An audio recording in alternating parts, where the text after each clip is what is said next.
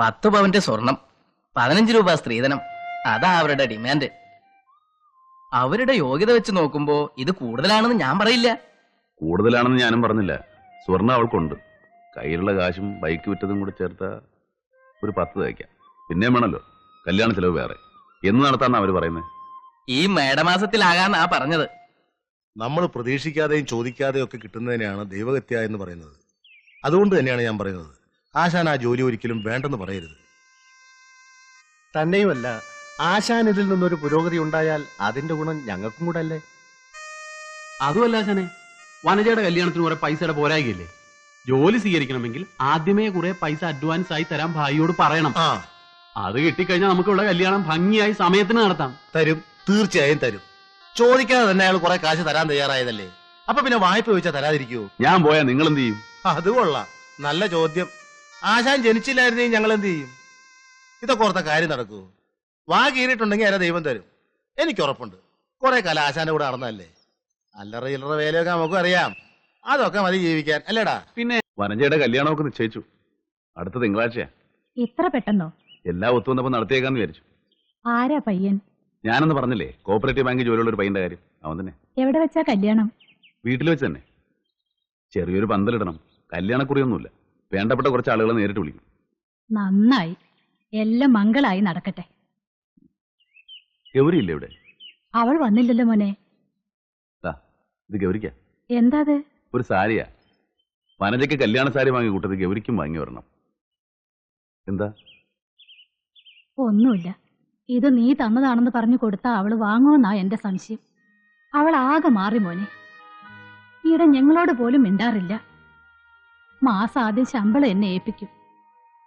എന്തെങ്കിലും ചോദിച്ചാൽ തർക്കുത്തരമേ പറയൂ. അവളെ എന്തെങ്കിലും പറയാനുള്ള ധൈര്യം എനിക്കില്ല. 6 ജീവനാ അവളെ നമ്പി ഇവിടെ കഴിയുന്നത്. എന്നെ വെറുക്കാൻ തക്കവണ്ണം അറിഞ്ഞുകൊണ്ടൊരു തെറ്റ് ഞാൻ ചെയ്തിട്ടില്ല. അതെനിക്ക് അറിഞ്ഞൂടെ മോനെ. ഏതായാലും ഇത് അവൾക്ക് വേണ്ടി വാങ്ങിയതാ, മടക്കി കൊണ്ടുപോകുന്നില്ല. അല്ല, നീ പുതിയ ജോലിക്ക് പോകാൻ തുടങ്ങിയോ? വനജയുടെ കല്യാണം കഴിഞ്ഞിട്ട് പോകും.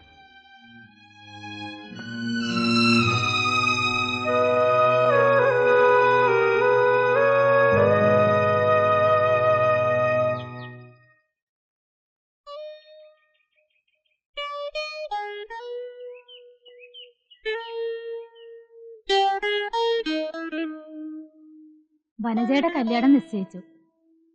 വരന് കോപ്പറേറ്റീവ് ബാങ്കിലാ ജോലി. അവൻ നിന്നോട് പ്രത്യേകം പറയണമെന്ന് പറഞ്ഞിട്ടുണ്ട്.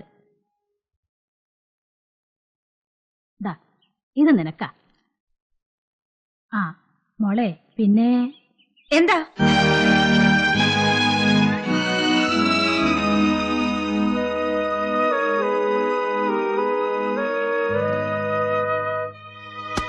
ഒരു സാരിയുമായി വന്നിരിക്കുന്നു. ഇവിടെ ഒരു സാരി കാണാത്ത പോലെ. മനുഷ്യനായ നാണം വേണം.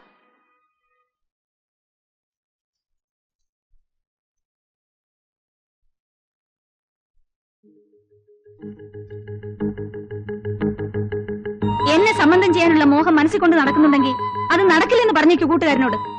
ഓരോരുത്തർക്കും അർഹതയുള്ളതേ ആഗ്രഹിക്കാവൂ. പോകുന്നിടത്തും വരുന്നിടത്തും ഒക്കെ അയാൾ എന്തിനാ എന്റെ പിന്നാലെ വരുന്നത്? എനിക്ക് അയാളെ ഇഷ്ടമല്ലെന്ന് പറഞ്ഞേക്ക്. ഞാനെന്താ അതിന്റെ വേലക്കാരനോ? നീ വേണമെങ്കിൽ നേരിട്ടെന്ന് പറ. വാനിറ്റി ബാഗും പൊക്കമുള്ള ചെരുപ്പുണ്ടെന്ന് കരുതി തട്ടാന്തോടിലെ കുഞ്ഞിലക്ഷ്മിയുടെ മോളെ അത്ര ഞെളിയൊന്നും വേണ്ട. നിന്റെ നാക്കും അതിൽ നിന്ന് വരുന്ന വാക്കും ഈ നാട്ടിൻപുറത്തിന് ചേർന്നതല്ല. ചേർന്നതല്ലേ എന്നെ ആരും സഹിക്കണ്ട. എനിക്ക് ഇഷ്ടമല്ലാത്ത ഞാൻ തുറന്നു പറയും. മുച്ചിട്ട് കളിക്കാരന് നാടകുത്തി എനിക്ക് യോഗ്യരല്ല. തന്റെ കൂട്ടുകാരൻ എന്നെ കാണാൻ വരുന്നതോ സംസാരിക്കുന്നതോ എന്തെങ്കിലും തരുന്നതോ എനിക്ക് ഇഷ്ടമല്ല. എന്താണ് നീ പറഞ്ഞത്? മലയാളത്തിലാ പറഞ്ഞത്, മനസ്സിലായില്ലേ? തൊട്ടുപോലെ തന്നെ. കൈ ധരിക്കുന്നുണ്ടെങ്കിലേ ദേ അവിടെ ഒരുത്തി നിൽക്കുന്നില്ലേ, സ്വന്തം അനിയത്തി, അവളുടെ മേത്തയക്കും.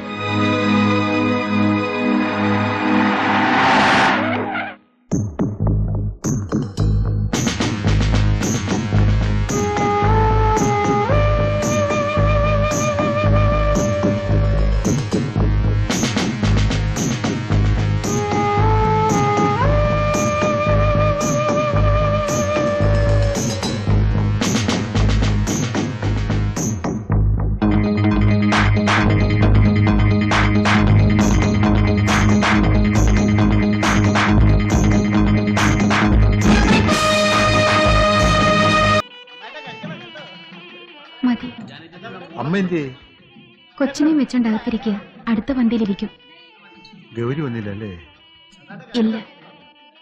മതി മതി, മൂത്രത്തിൽ പഞ്ചാരയാ, പിന്നെ പലതിനും ഒഴിച്ചോണ്ട് കഴിച്ചത് മാത്രം. വേണ്ട, കുറച്ചാകാന്ന്.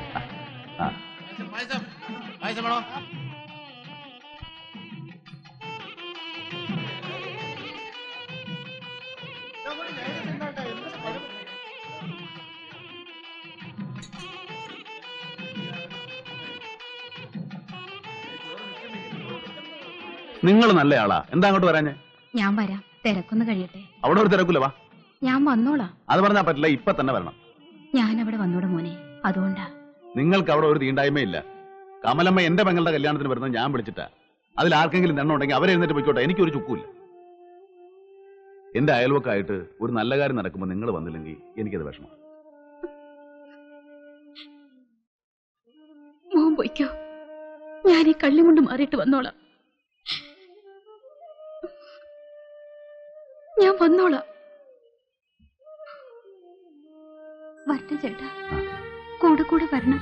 അത് നീ പറഞ്ഞിട്ട് വേണം മോളെ.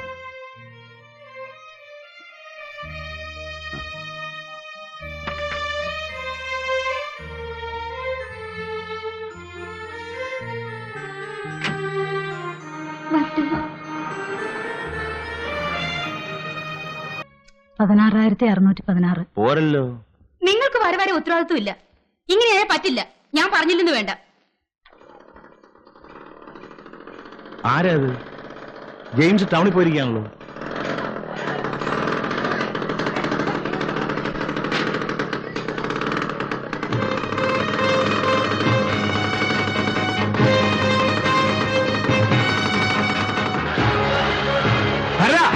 നിർത്ത്, എന്തായി കാണിക്കുന്നത്?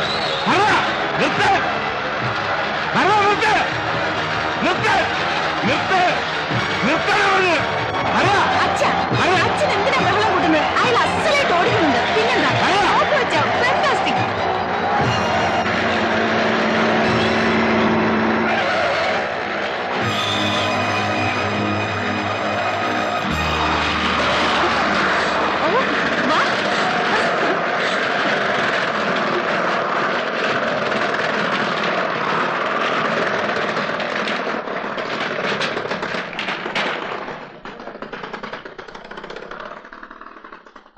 എങ്ങനെയുണ്ട്, കൊള്ളാവോ?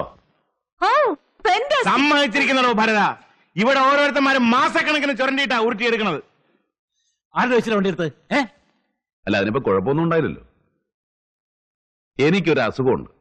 എന്തെങ്കിലും കണ്ടാൽ അതെന്നെ ആകർഷിച്ചാൽ ഞാനൊന്നും ശ്രമിക്കാതെ വിടുകയില്ല. അതൊരു വാശിയാ. അത്